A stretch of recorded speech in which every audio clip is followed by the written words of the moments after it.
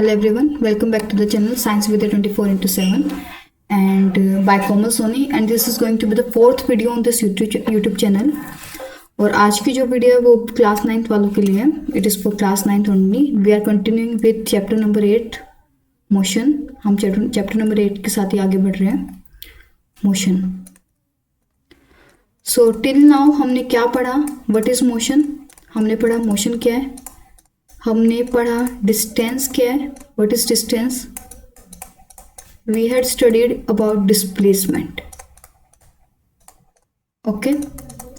So first of all, I want to suggest you that you must take your book or your notebook and a pen with you while watching this channel or while watching my videos, so that आप साथ के साथ notes बनाओ तो वो ज़्यादा better होगा. And you must be able to recall all the things that I am teaching you.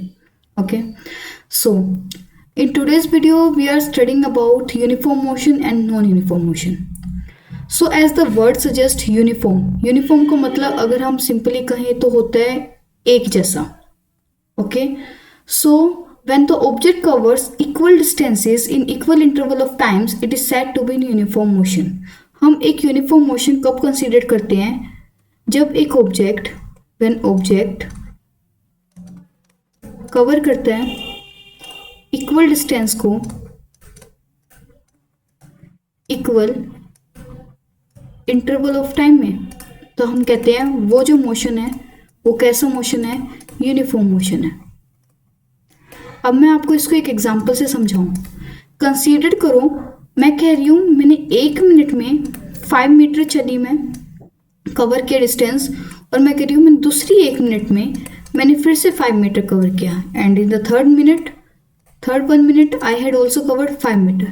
So it means मैं हर इंटरवल पे हर इक्वल इंटरवल पे इक्वल डिस्टेंस ट्रेवल कर रही हूँ, तो मैं कह सकती हूँ मैं एक यूनिफॉर्म मोशन में हूँ. ओके. लेकिन हमें एक कुछ ऐसे केसेस भी देखने को मिलेंगे जब आपको टाइम इंटरवल तो सेम मिलेगा कि आप हमेशा 1 मिनट की ही बात करोगे, लेकिन आप पहले 1 मिनट में मान लो 5 मीटर चल रहे हो. In the second 1 minute you are travelling 10 metre, and in the third 1 minute you are travelling 15 metre. So इस केस में आपने क्या किया? You have equal interval of time, लेकिन आपने जो डिस्टेंस ट्रेवल किया वो क्या था? अनइक्वल था. ओके. तो हम कह सकते हैं हम एक नॉन यूनिफॉर्म मोशन में हैं. इसी को नॉन यूनिफॉर्म मोशन बोलेंगे. जैसे यहाँ पे बोला गया है we come across motions where objects cover unequal distances in equal interval of times. जहाँ पर हम अनइक्वल डिस्टेंसेस कवर कर रहे हैं इक्वल इंटरवल ऑफ टाइम्स में, तो हम उस मोशन को कहते हैं non uniform motion. So I hope आपको क्लियर है कि यूनिफॉर्म मोशन किसको बोलते हैं. अगर मैं यहाँ पे एक शॉर्ट फॉर्म में लिखूँ, सो मैं यूनिफॉर्म मोशन को बोल सकती हूँ equal distance in equal time, और मैं नॉन यूनिफॉर्म मोशन को बोल सकती हूँ unequal distance in equal interval of time. Okay. Am I clear? So next, अब हम बात कर रहे हैं the rate at which objects move can be different. लेकिन बहुत से ऐसे चीज़ें मतलब बहुत सी तुम्हें कंडीशंस देखने को मिलेंगी, चीज़ें देखने को मिलेंगी जहाँ पर तुम्हें जो रेट है ऑब्जेक्ट का वो हमेशा क्या मिलेगा? डिफरेंट देखने को मिलेगा. Rate of objects will be different. अब हम जो रेट की बात करें वो बेसिकली है क्या? हम जब रेट ऑफ मोशन की बात करते हैं, जब हम रेट ऑफ मोशन की बात करते हैं तो हम किसके बारे में बात कर रहे होते हैं? उसने कितना डिस्टेंस ट्रेवल किया अपॉन में उसने कितना टाइम लिया. ओके. तो हम इसको बोलते हैं rate of motion. To find measuring the rate of motion of an object is to find out the distance travelled by the object in unit time. This quantity is referred to speed, और हम इसी quantity को क्या बोलते हैं? Speed बोलते हैं.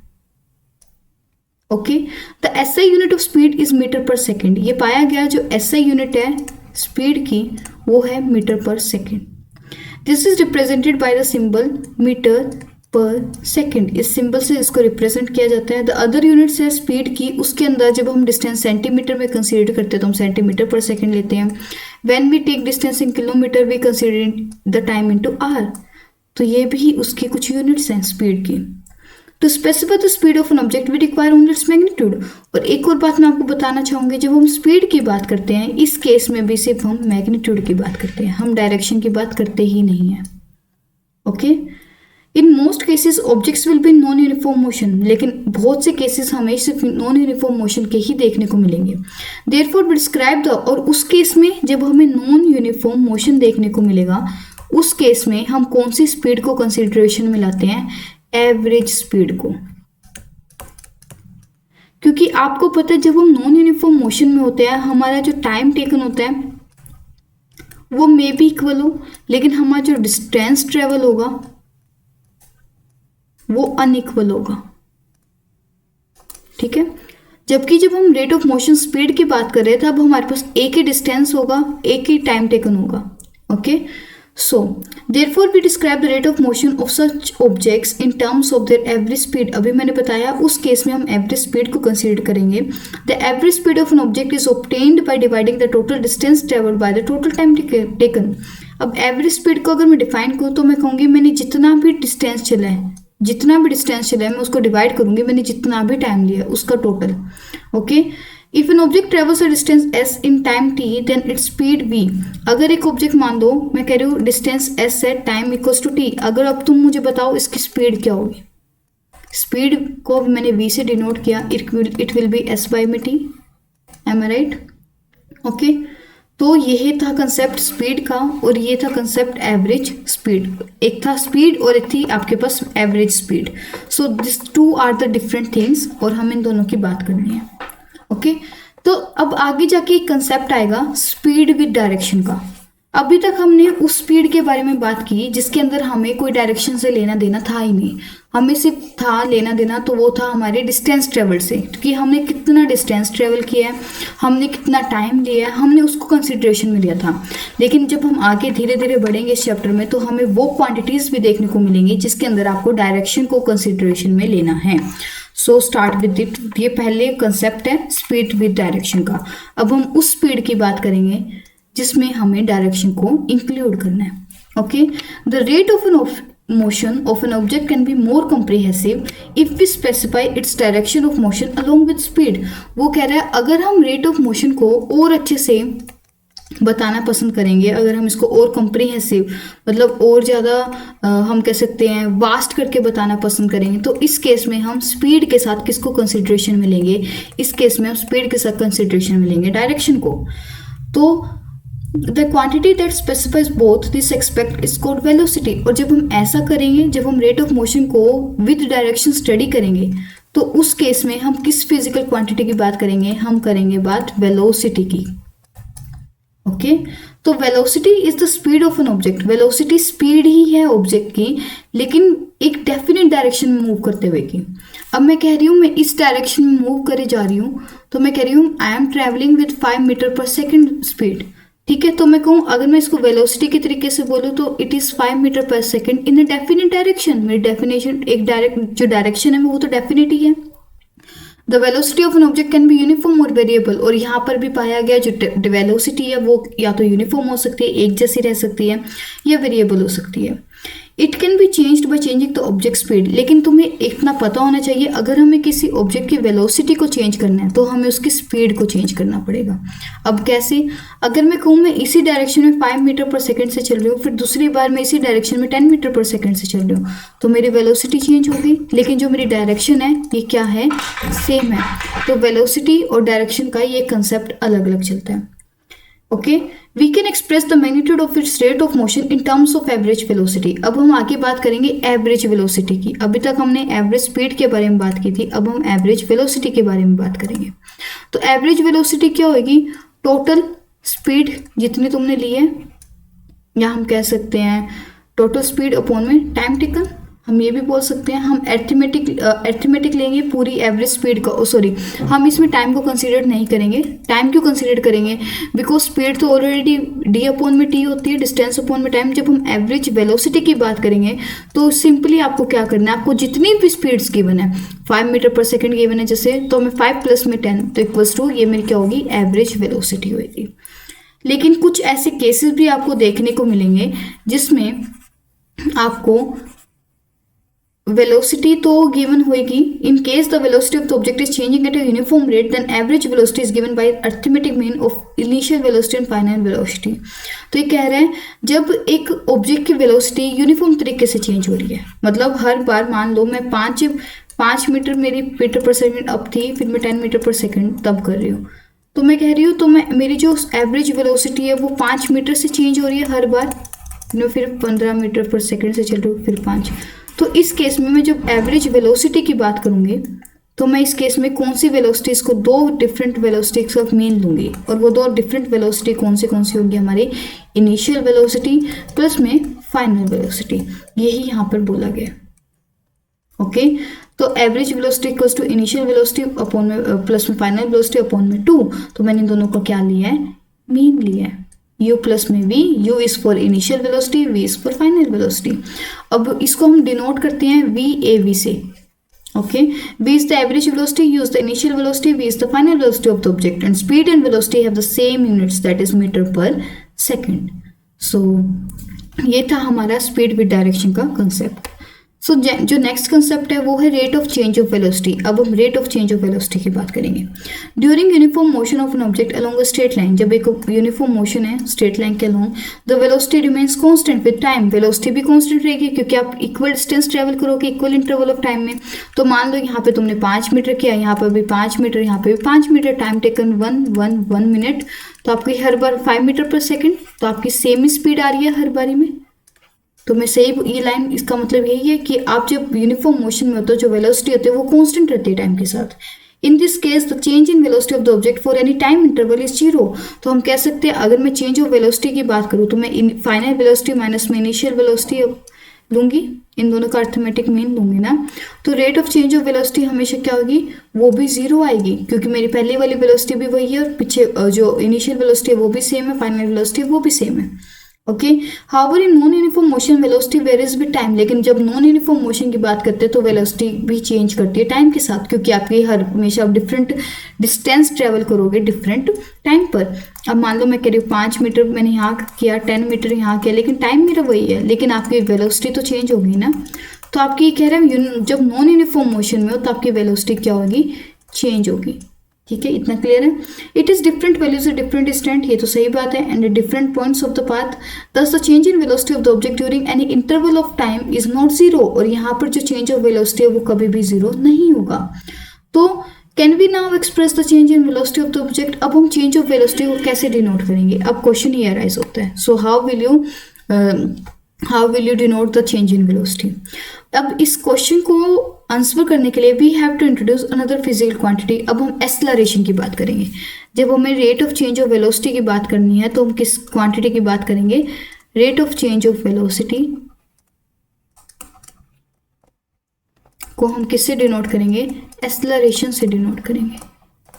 Okay, it which is a measure of the change in velocity of the object per unit time. ये क्या होती है, change in the velocity of the object per unit time. Acceleration equals to change in velocity upon में time taken. If the velocity of object changes from an initial value u to the final value v in time t, then the acceleration is a equals to v minus u upon में t।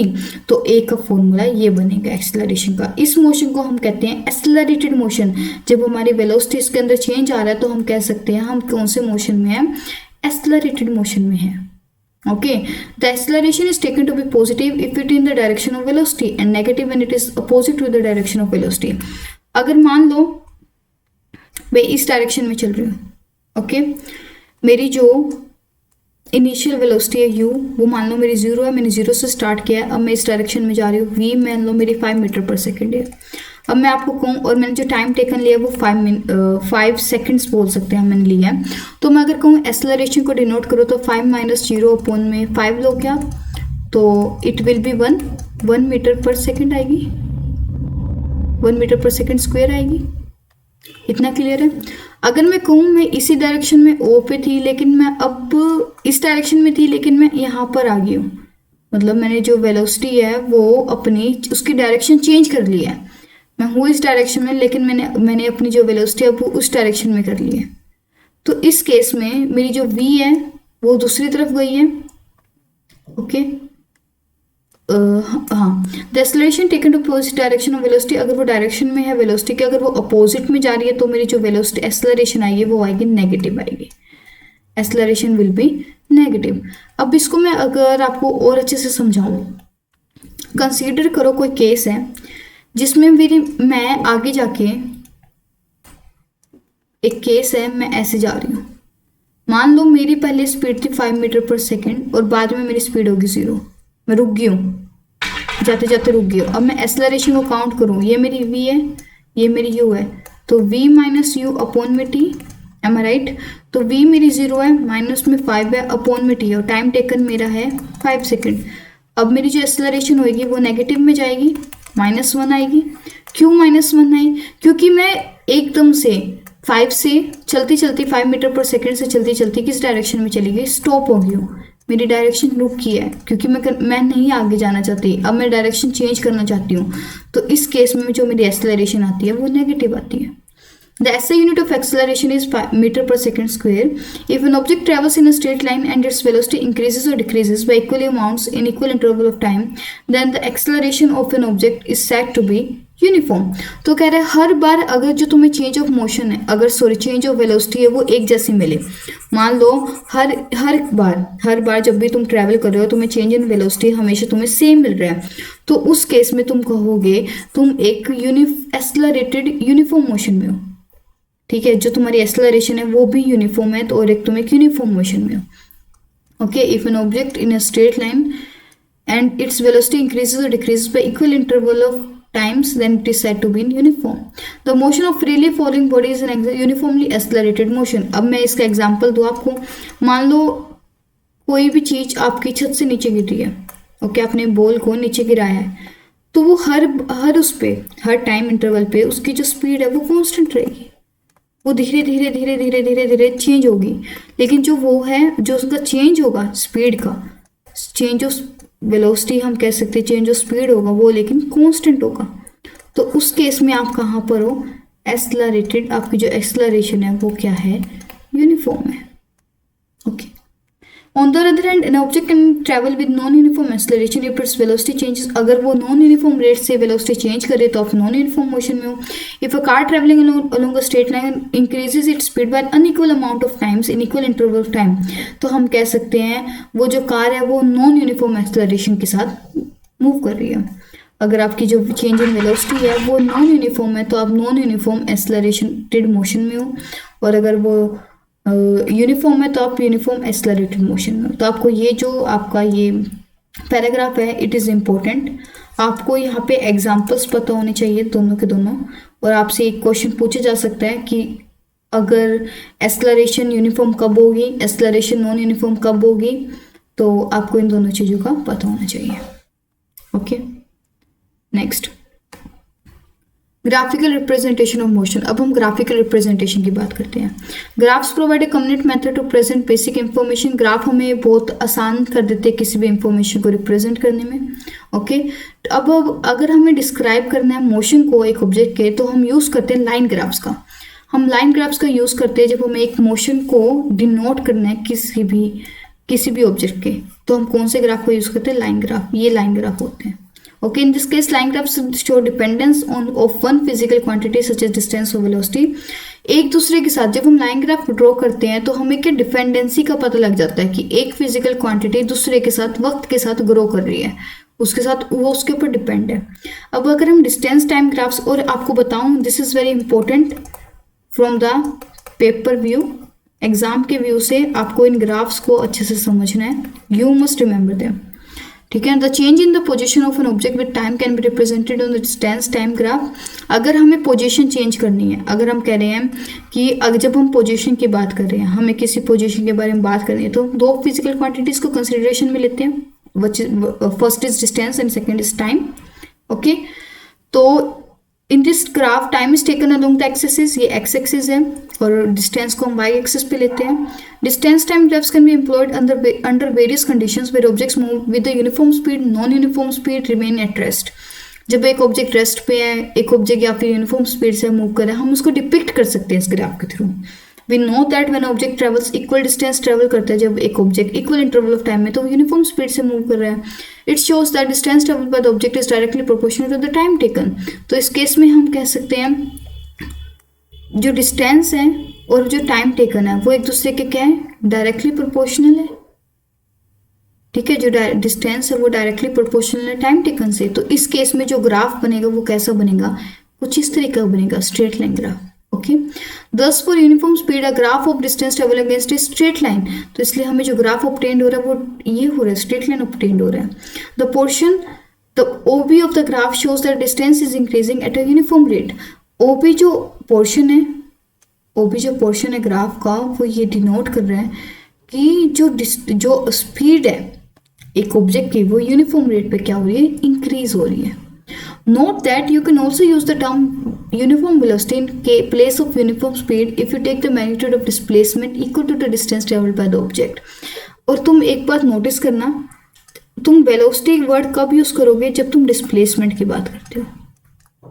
Okay, तो अगर तुम displacement को ले रहे हो तो तुम कहोगे कि ये जो वेलोसिटी और टाइम का जो ग्राफ है वो ऐसा आ रहा है.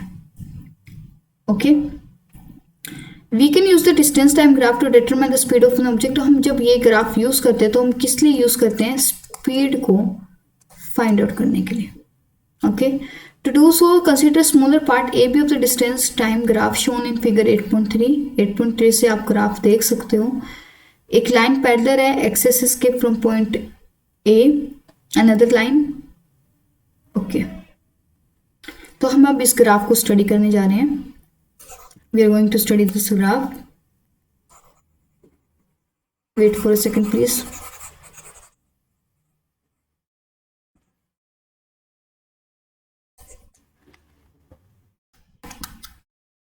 मैं इसको थोड़ा और साइज को बड़ा कर देती हूँ, ग्राफ के साइज को, ताकि आपको अच्छे से मैं समझा सकूं कि ये ग्राफ क्या कह रहा है. ओके,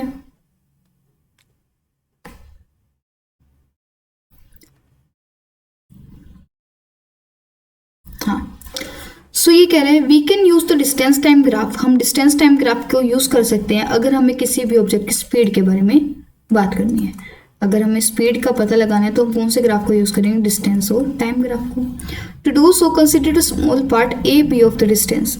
ये मान लो तुम एक ही, हम इस डिस्टेंस की बात कर रहे हैं, ये AB है, हम इस पार्ट की बात करें ग्राफ के जो कि फिगर 8.3 में गिवन है. Draw line parallel to the axis. अब एक लाइन पैरेलल ड्रॉ करो एक्स एक्सिस से. A से एक लाइन ड्रॉ की, B से हमने एक लाइन ड्रॉ की. ओके, आपको दिख रही है डॉटेड लाइन यहाँ पर, ये जो डॉटेड लाइन है हमने इनको ड्रॉ किया. Okay, and another line parallel to the Y axis. अब हमने एक लाइन ड्रॉ करनी है Y एक्सिस के पैरेलल में. ठीक है, एक A पॉइंट के लिए, एक B पॉइंट के लिए. This two lines meet each other at point C. और कह रहे हैं जब हम इन दोनों लाइन्स को ड्रॉ कर रहे हैं तो जहाँ पर भी ये दोनों लाइन्स मिलेंगी हम उस पॉइंट को कह रहे हैं C.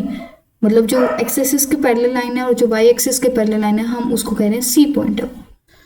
ठीक है, अब ये एक ट्रायंगल बन रहा है ABC, आपको यहाँ पे दिख रहा होगा. Now on the graph AC denotes the time interval. अब जो AC है वो क्या डिनोट करेगा, आपने कितना टाइम इंटरवल लिया. While BC correspond to the distance, और BC क्या बताएगा, आपको डिस्टेंस के बारे में बताएगा. We can see from the graph that the object moves from point A to B. जब ऑब्जेक्ट A से B तक जा रहा है, इट कवर्स, अब वो कितना डिस्टेंस ट्रेवल कर रहा है, S2 माइनस S1. टाइम कितना ले रहा है, T2 माइनस T1. तो हम कह सकते हैं जो स्पीड है वो है S2 माइनस S1 अपॉन में T2 minus T1. We can also plot the time in distance time graph. Accelerated motion के लिए भी हम इसको कवर अप कर सकते हैं.